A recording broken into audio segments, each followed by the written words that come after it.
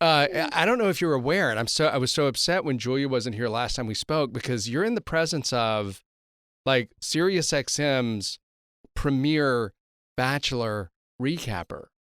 Right. She has a whole I have like thing. a PhD in the franchise. And I was. No, I'm writing my thesis right now. Oh my God. No, I believe it because I said to Jess, and I was like, I guess I'm sort of outing your whereabouts years ago. But because I recap with an executive from ABC who gives us like a lot of behind the scenes dirt and dish. And he invited me to go and watch the live finale of Nick Vial's season. And you were there. And I watched you watch basically that finale because I was like, oh my God, I can't believe Amanda Seyfried's in Bachelor Nation.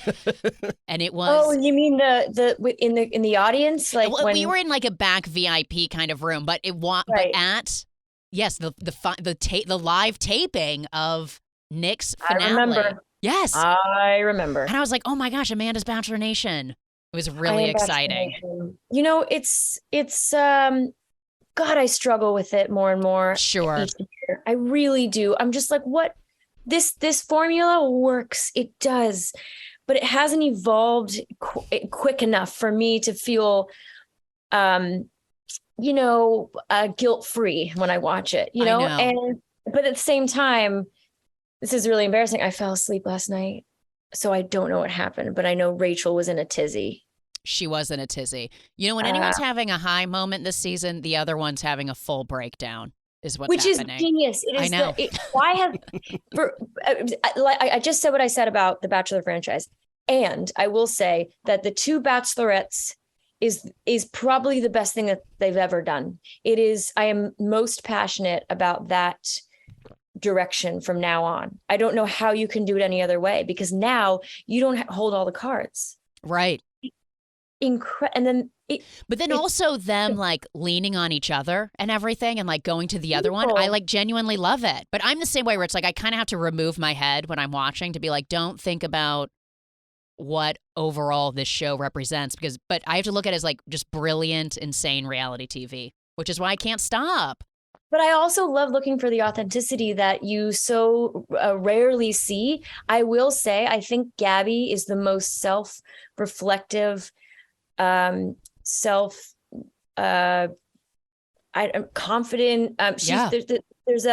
Yes, she has her issues. We all do, but she expresses herself articulates herself in a way that I really appreciate. And I don't think I've ever seen, maybe with JoJo. Oh, fair. Yeah, because she also like truly wears her heart on her sleeve and also cannot hide her emotions, which is what the best part is that she gives it away right away. Like, ew, not into you. Exactly. Drag There him are along. no games. There are no games. There are no games, and I appreciate it, and I love her, and I miss her voice when it's Tuesday.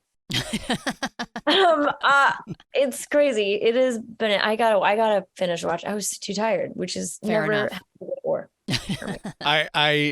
As you know, I have so much respect for you as an actor. You're one of my favorite entertainers out there. I just think you're great, and congratulations on the Emmy. But on the Emmy nomination for The Dropout.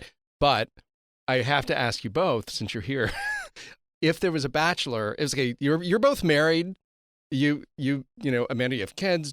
Julia is about to have a kid. So I know that you're off the market. But say allegedly, though, I don't know. For now. I know exactly. For now. Exactly.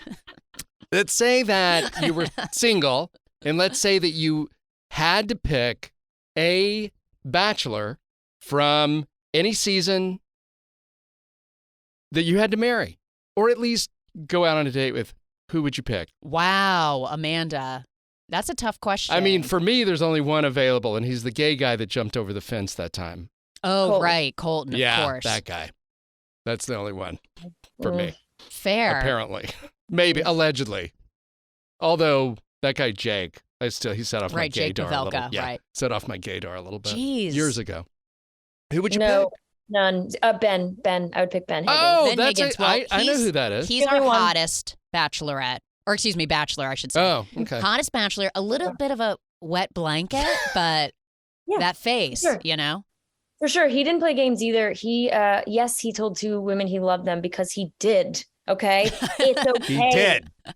I would say Ben. Ben's the only one. When I met Ben, I was like, I really, really appreciate you. I don't know what it is. I just, There's no one I can think of even going out on a date with. None of them.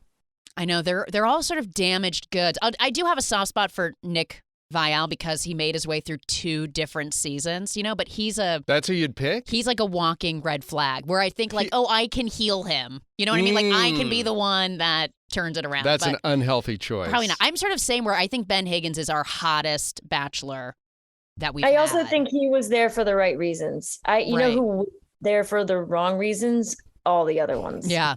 I mean, definitely Nick. He was there twice. So that idea of you're not there for the right reasons is so funny to me. I laugh every time someone says it. I have a soft spot for Deanie Babies, who now is in a successful relationship, although he wasn't a bachelor, but I would date him. He wasn't a bachelor. I would have considered if he had been a bachelor, I love Deanie Babies. I loved when he was on the beach. By the way, missing the beach. I'm missing the beach. Yeah, coming this fall.